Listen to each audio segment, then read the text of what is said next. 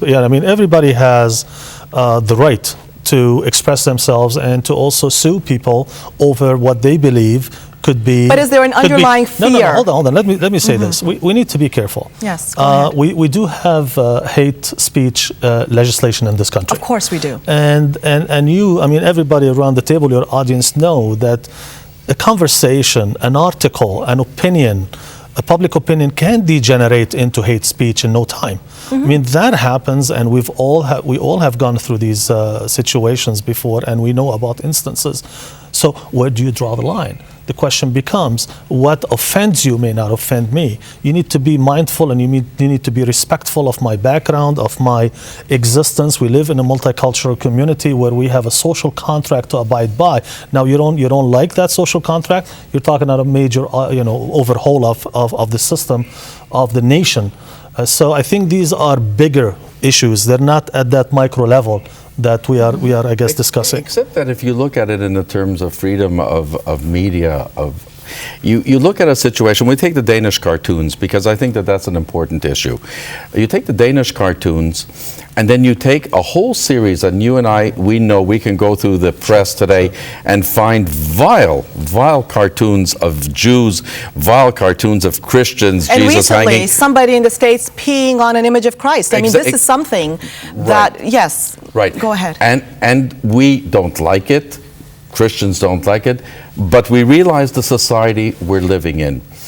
However, no, but you do take action when it comes. Take action. Verbal action. No, not verbal action. No, legal action. No. In Legal's fine. In Montreal. No. I mean, I can cite a case in Montreal where, and these cartoons made it to me. There was actually cartoons of Muslims and Jews being, somehow portrayed in a very, very negative and very hateful way.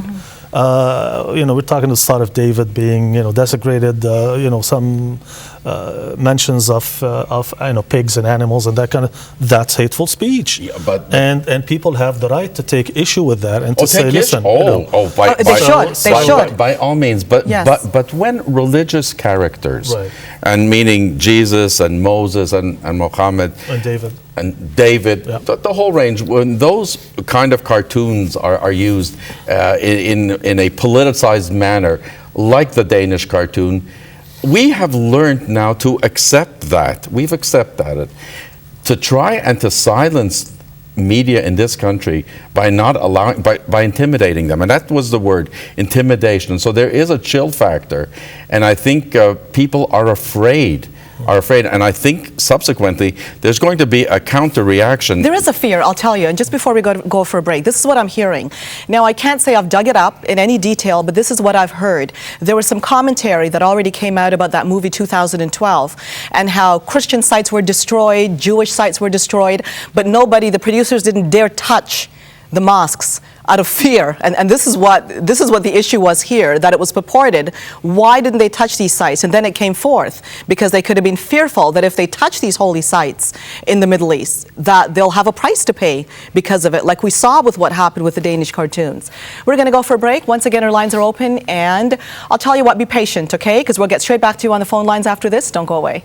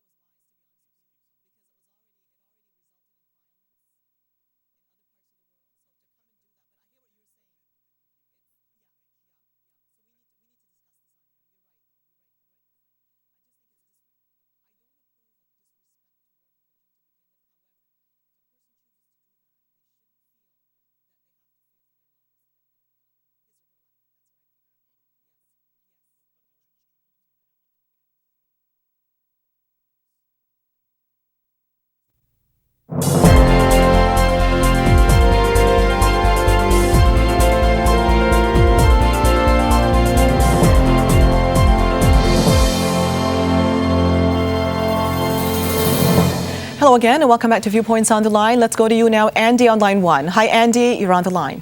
Assalamu alaikum, my sister and my two beautiful brothers. My name, yes, is Andy, but my chosen name, because I reconverted to Islam, is Saifullah.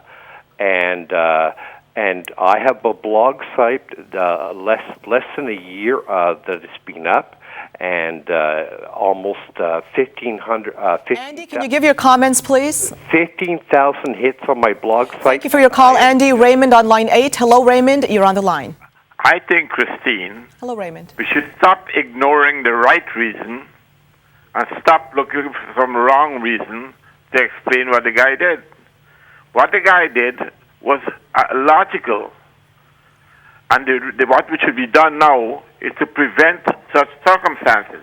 I can elaborate if you want. The guy was more proud of being seen in his Muslim uniform than in me being seen in a major uniform. Okay, Raymond, thanks for that call. Ali, you want to respond to this? No, that's totally absurd. It's not logical. This is unacceptable. This is horrific. And it's people like, Raymond that, add fuel to the fire. Okay, your thoughts on this? Well, yeah, it's not logical. It's totally illogical. It's a horrible incident.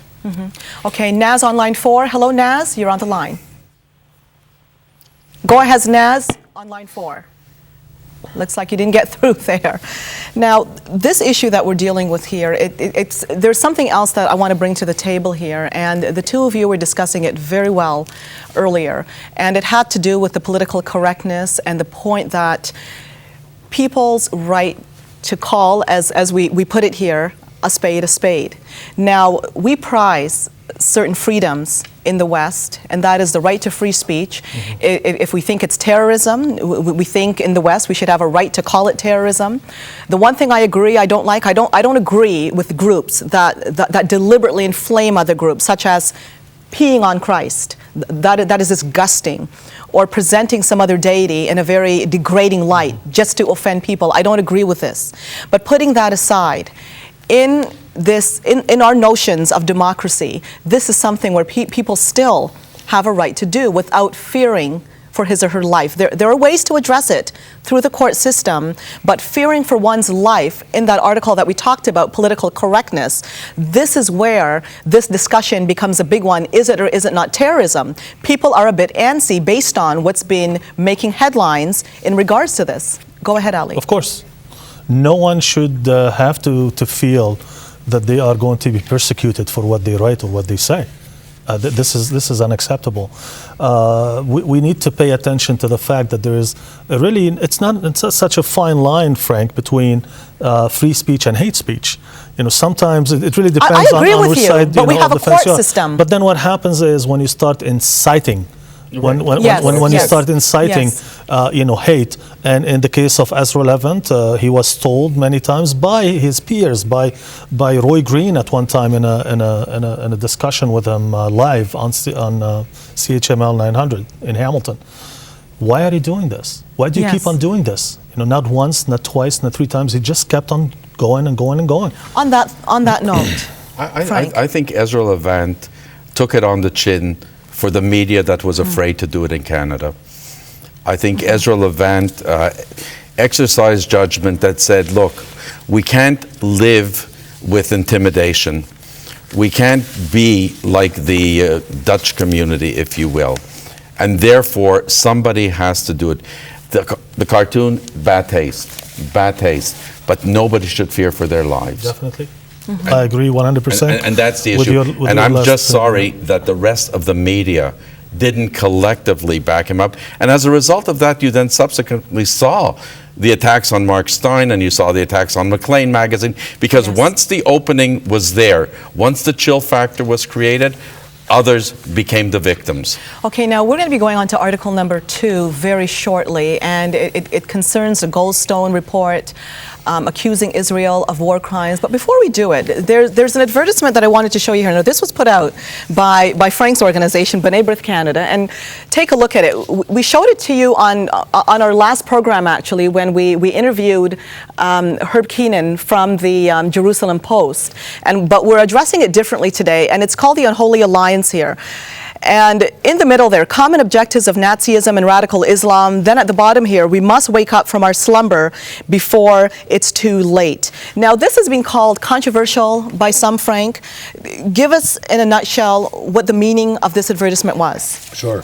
Twofold. One was to commemorate Kristallnacht, which in 1938 was the first real manifestation of the Nazi regime against the Jews in Germany and in Austria.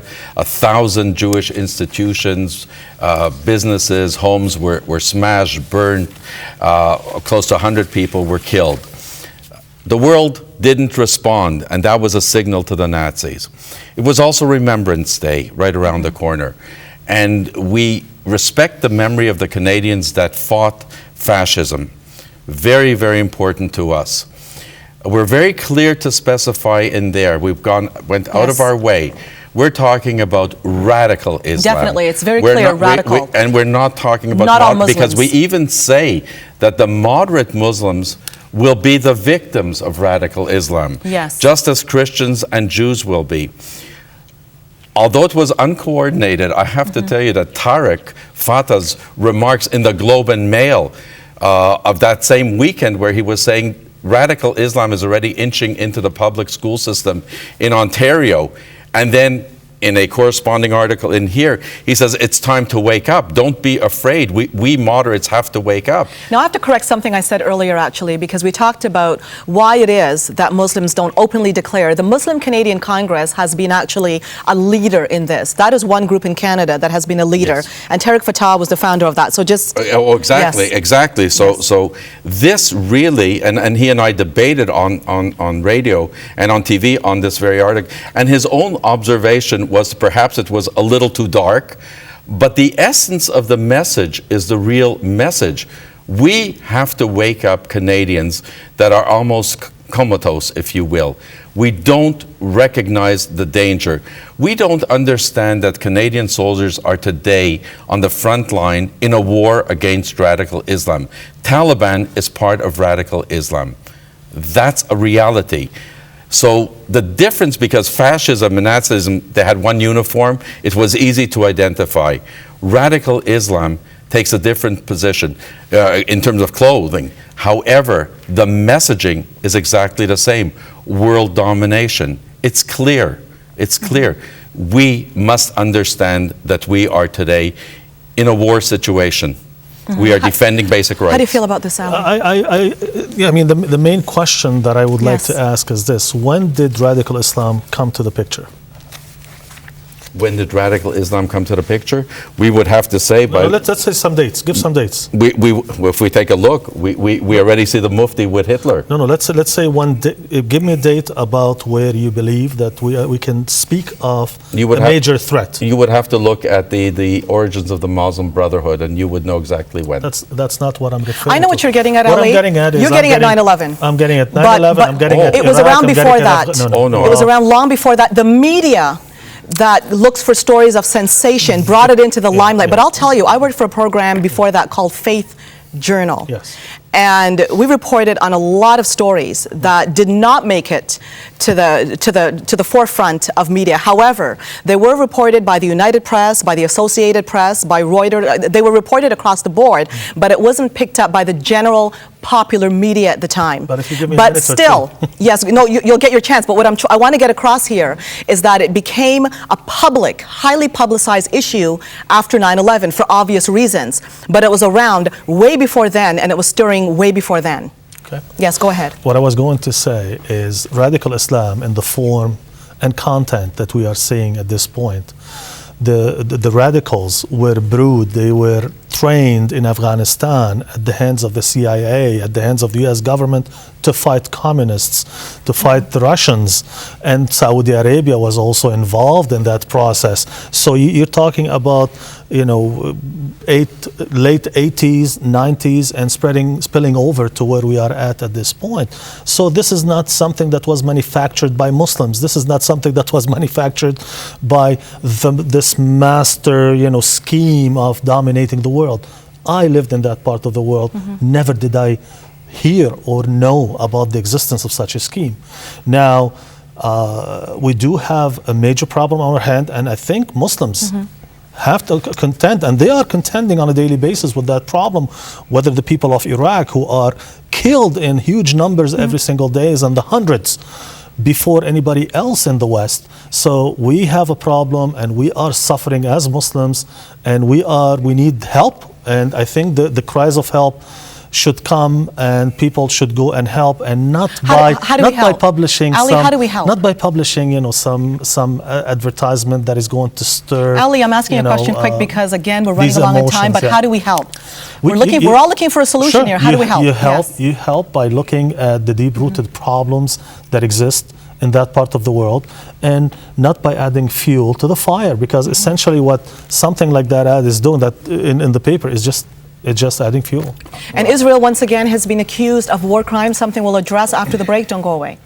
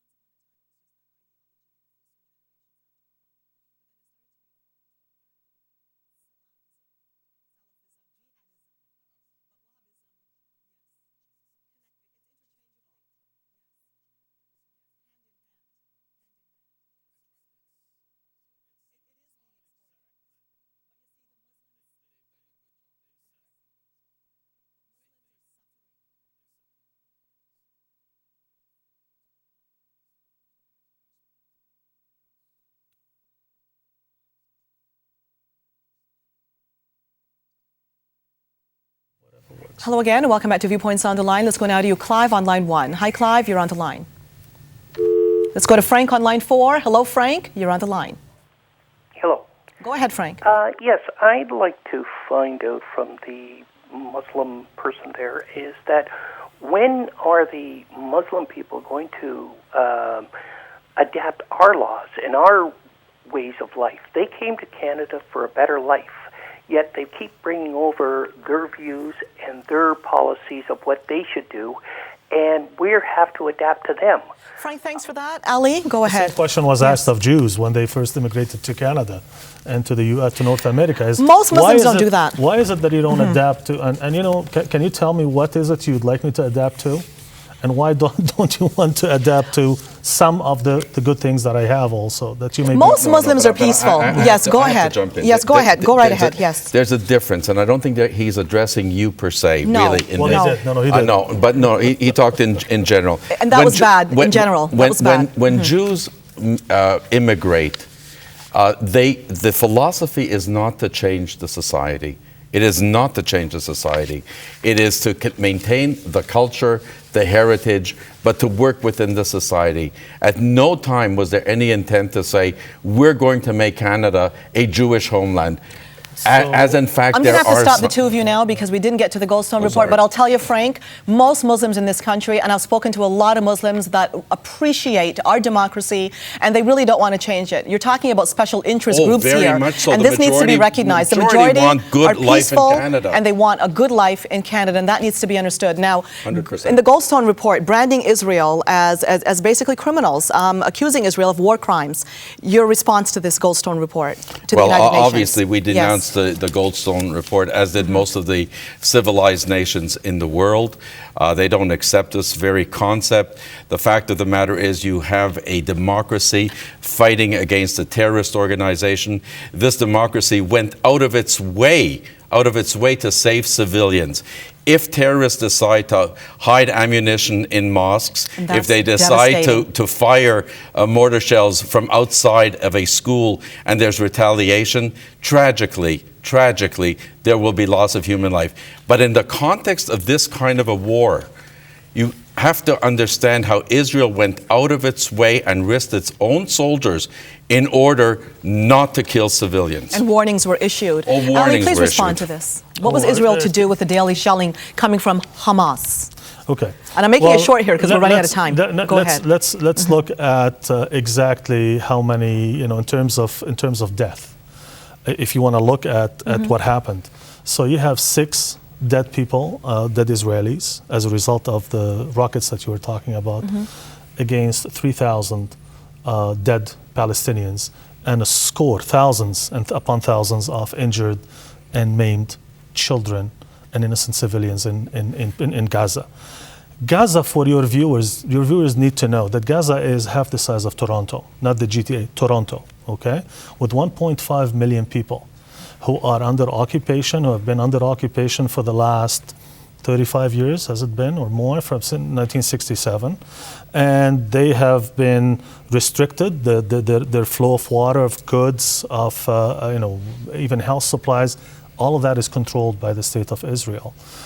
They have no way of having any civilian infrastructure in place. And then Israel, in full force, went in. And for your viewers, the Goldstone report mentions Israel as committing war crimes and crimes against humanity.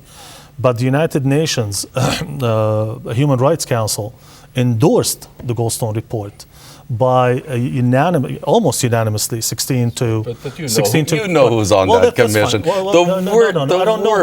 worst offenders of human rights in the world. Iran, Libya, Cuba. That's an international, but it's either I'll tell you what, we're out of time though. I'm going to have you back, Ali, to talk about radicalism in the Islamic world itself, and I'm going to have you back by yourself, Frank, to talk about the Goldstone report. And then you can have him talk about radicalism in Jewish. If you name the 5 radicals, that'll be it. Oh, I can name more than 5. These two are a show by themselves.